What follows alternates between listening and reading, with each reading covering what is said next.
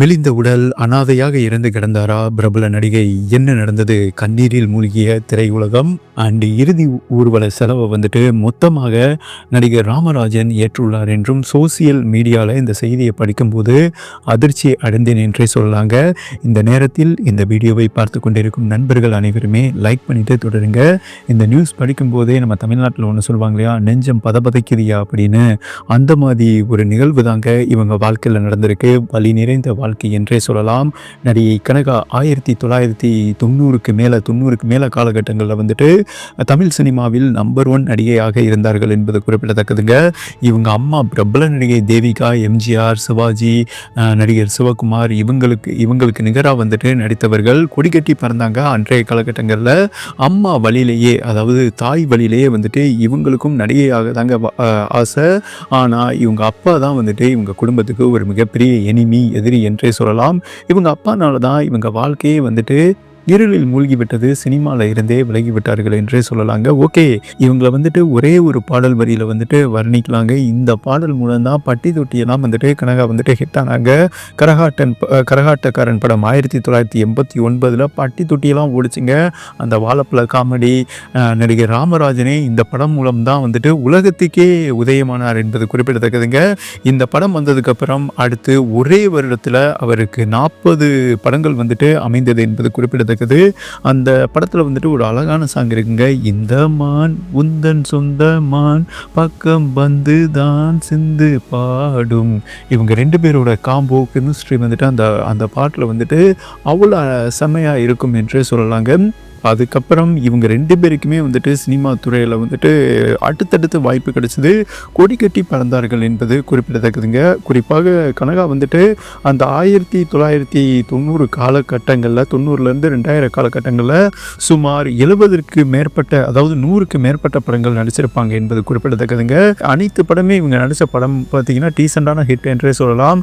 1989 கரகாட்டக்காரன், தங்கமான ராசா, சீதா, முதலாளி அம்மா, பெரிய எடுத்து பிள்ளை, பெரிய வீட்டு பணக்காரன், அதிசய பிறவி, துர்கா, எங்க ஊர் ஆட்டக்காரன், இப்படி ரஜினியிலிருந்து அவங்க அம்மா எப்படி தேவிகா அண்டு சிவாஜி அண்ட் அன்றைய காலகட்டங்கள் டாப் ஹீரோவோட நடித்தாங்களோ அதே மாதிரி இவங்களோட கனவும் நிறைவேறியது என்றே சொல்கிறாங்க. ஓகே, எங்கே இவங்களுக்கு வந்துட்டு பிரச்சனை ஆரம்பிச்சதுன்னா, இவங்க அம்மா வந்துட்டு கல்யாணம் பண்ணாங்க இல்லையா, இயக்குனரை வந்துட்டு அந்த காலத்தில் கல்யாணம் பண்ணாங்க.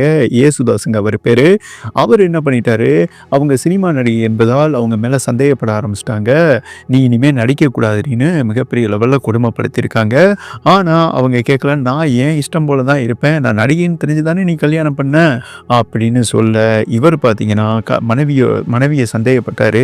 அதுக்கப்புறம் கனகாவையும் நான் நடிக்க தான் வைக்க போகிறேன்னு அவங்க அம்மா சொல்ல, இல்லை ஒன்னே மாதிரி இவளும் தவறான நோக்கத்துக்கு போயிடுவா, அதனால என் புள்ள படிக்கணும் அப்படின்னு முட்டுக்கட்டையாக இருந்தார். ஆனால் கனகாவுக்கு வந்துட்டு 17-16 வயசுலேயே வந்துட்டு நடிக்க தான் ஆசை இருந்தது. அவங்க அம்மா வழியில் தான் அவங்க பயணிப்பாங்க. அவங்க அம்மா மேலே அவ்வளோ உயிருங்க. அம்மா அம்மா அம்மா அதுக்கப்புறம் தான் எல்லாமே. அப்பா வந்துட்டு ஒரு எதிரி தான். மேலும் பார்த்தீங்கன்னா இவங்க 2 பேரோட சொத்துக்காக தான் இவங்க அப்பா இவங்க கூடயே இருந்திருக்காங்க என்றும் அன்றைய காலகட்டங்களில் வந்துட்டு சமீபத்தில் கனகாவே வந்துட்டு குற்றம் சாட்டியிருந்தார்கள் என்பது குறிப்பிடத்தக்கது. இந்த சூழலில் தான் ரொம்ப டிப்ரெஷனில் என்ன பண்ணுறதுனே தெரியாமல் சினிமா ஒரு பக்கம் போய்கிட்டு இருக்கு. அதாவது உச்சத்துலங்க கொடிகட்டி பறந்துக்கிட்டு இருந்தாங்க தமிழ் சினிமாவில். அந்த தருணம் கலிபோர்னியாவை சேர்ந்த ஒரு இன்ஜினியரை வந்துட்டு கல்யாணம் பண்ணாங்க. என்ன ஆச்சுன்னே தெரியலங்க. அது ஒரு மிஸ்ட்ரினா மர்மம்னு சொல்லுவாங்க. 15 நாளில் அவர் ஓடி போயிட்டார். 15 நாள் ஆளையும் காணா, அட்ரஸையும் காணா. இவங்களை வந்துட்டு முழுசாக ஏமாற்றி ஏகப்பட்ட சொத்தையும் அபகரிச்சுட்டு போயிட்டார் என்றும் அன்றைய காலகட்டங்களில் வந்துட்டு சில செய்திகள் வெளியாகின.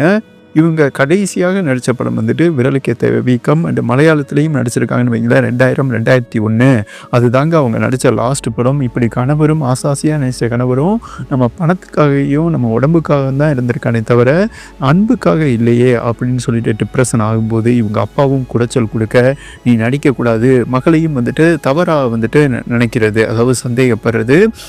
இப்படி தான் அவங்க ஒய்ஃபையும் சந்தேகப்பட்டு அவங்க ரொம்ப டிப்ரெஷனில் வந்துட்டு காலமாயிட்டாங்க. அவங்க அம்மா இறந்ததுக்கப்புறம் கனகா பேரில் தான் சொத்தை எழுதி வச்சுட்டு போயிருக்காங்க. அந்த சொத்தை எப்படியாவது அபகரிக்கன்னு கனகா கிட்ட இருந்து இவங்க அப்பா வந்துட்டு ஏகப்பட்ட கேஸு வழக்கு மகள் மேலேயே போட, தவறாக வந்துட்டு மகளை சித்தரிக்க, இவ சினிமாக்காரனோட ஓடி போயிடுவா, ஏகப்பட்ட பேரோட தொடர்பு இருக்குது அப்படின்னு மகள் மேலேயே வந்துட்டு பொய் புகார் குற்றம் சாட்டி அந்த சொத்தை அபகரிக்க பார்த்தாங்க. இவங்க வந்துட்டு கனகா அப்பாவே இவ்வளோ கேவலமாக இருக்காங்க. அந்த தருணம் தான் அவங்க அம்மாவும் இறந்ததுனால, கணவரும் விட்டுட்டு ஓடினதுனால ரொம்ப டிப்ரெஷன் ஆகிட்டாங்க. இனிமேல் எதுவுமே வேணாம், எல்லா சொத்தையும் நீனே வந்துட்டு எடுத்துக்க, நீ இந்த பணத்துக்கு தானே ஆசைப்பட்ட அப்படின்னு சொல்லிட்டு பணத்தை அப்பாக்கிட்டே கொடுத்துட்டு ஒரே ஒரு வீடு அவங்க தனிமையில் வந்துட்டு சமீப காலமாக ஒரு என்னங்க சொல்கிறது 2001க்கு அப்புறமே வந்துட்டு தனிமையாக யாரையுமே சந்திக்காமல் அவங்களோட வாழ்க்கையே வந்துட்டு இருளில் மூழ்கி விட்டதுங்க. அந்த மனக்கோளாறு மாதிரி டிப்ரெஷன் ஆகிட்டாங்க. யாரையுமே சந்திக்க மாட்டாங்க. ஏகப்பட்ட திரை உலகினர் நண்பர்கள் வந்துட்டு அவங்கள போய் சந்திக்க போயிருக்காங்க. ஹீரோயின் உள்பட, நடிகர் உள்பட, ஏன் நடிகர் ராமராஜன் உள்பட 2 பேருக்குமே நல்ல கெமிஸ்ட்ரிங்க. ஆனால் யாரையுமே பார்க்க மறந்துட்டாங்களாமா. ரொம்ப டிப்ரெஷன். அந்த வீடெல்லாம் பெயிண்டெல்லாம் அடிச்சிருக்க மாட்டாங்க, பாலடைஞ்ச பங்களா தான். அப்போக்கு எப்போ தான் வெளியே வருவாங்களாமா, அப்போயுமே எந்த மேக்கப்பும் இருக்காதாமா, முகத்தெல்லாம் இருள் அடித்த மாதிரி இருக்குமாமா. இப்படி அவங்க டிப்ரெஷன் போய் அவங்களுக்கு ஒரு சின்ன புற்றுநோய் ஏற்பட்டதாகவும் சில செய்திகள் சோசியல் மீடியாவில் வந்துட்டு வெளியாயிருக்குங்க. இதுவும் அவங்க வெளிவராத சில காரணம் என்று சொல்லப்படுகிறது. இந்த சூழலில் தான் ரொம்ப டிப்ரெஷன் ஆகியிருக்காங்க. ஒரு பக்கம் கணவர் ஆசாசையான இஷ்டம் 15 நாளில் விட்டு போயிட்டாரு, சொத்தையும் அபகரிச்சிட்டாரு. இன்னொன்று நம்ம அப்பாவே நம்ம நடத்தில சந்தேகப்பட்டார். மேலும் சொத்துக்காக தான் ஆசைப்படுறாரே தவிர ஒரு அப்பாவை வந்துட்டு நம்மக்கிட்ட இல்லையே அப்படின்னு சொல்லிட்டு ரொம்ப டிப்ரெஷனுங்க ஒரு பெண்மணி. இந்த சோகத்தில் தான், ஏன்னா சோகம் தான் ஒரு மனுஷனை வந்துட்டு அழித்து விடும் என்று சொல்வார்கள் இல்லையா. மனசை நம்ம சரியாக வச்சுக்கிட்டாதாங்க நம்ம வாழ்க்கையில் வந்துட்டு சர்வைவர் பண்ண முடியும். அந்த மனசு வந்துட்டு உடஞ்சி போயிடுச்சுன்னா நம்ம வாழ்க்கையில் வந்துட்டு நீடிக்க முடியாது. அப்படி ஒரு நிலைமை தான். ஏன்னா பெண்களுக்கு மனசு பூ போல் இருக்கும். அதை வந்துட்டு ஹார்டாக கையாளும் போது தான் அவங்களோட வாழ்க்கையே ஹார்டாக இருந்ததுனால தான் வந்துட்டு கண்ட்ரோல் இல்லாமல் போயிட்டாங்க, நிலை குலைந்து விட்டார்கள் என்றே சொல்லாங்க. வெளிச்சத்துக்கே அவங்க கடந்த ஒரு 20 வருஷமாக வரவில்லை என்பது குறிப்பிடத்தக்கது.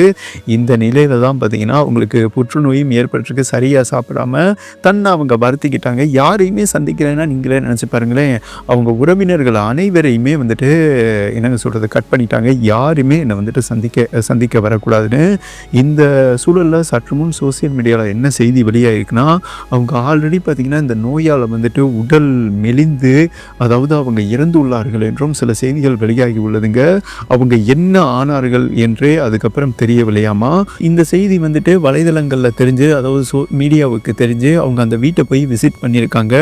அந்த வீட்லேயுமே வந்துட்டு அவங்க இல்லையாமாங்க. அதாவது பக்கத்து வீட்டார்கள் இருப்பாங்க இல்லையா, அவங்ககிட்டலாம் கேட்கும்போது அவங்க இங்கே தான் இருந்தாங்க, அதுக்கப்புறம் என்ன ஆனாங்கன்னு எங்களுக்கு தெரியல. அதாவது மனநோயால் டிப்ரெஷன் ஆகிட்டு அவங்க வெளியே போய் அனாதையாக வந்துட்டு இறந்து கிடந்திருக்கலாம் என்றும் வலைதளங்களில் வந்துட்டு சில செய்திகள் வெளியாகி உள்ளது என்பது குறிப்பிடத்தக்கதுங்க.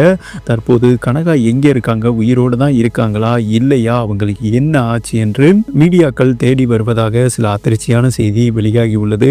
கனகா அவர்களோட வாழ்க்கை வந்துட்டு ஆரம்பத்திலிருந்து இன்று வரை வழி நிறைந்த ஒரு கொடூரமான கரடுமுரடான வாழ்க்கை என்று தாங்க சொல்லணும். நாம் அனைவருமே வந்துட்டு அவங்க நல்லபடியாக இருக்க வேண்டும் என்று சொல்லிட்டு ப்ரே பண்ணிக்கலாம்.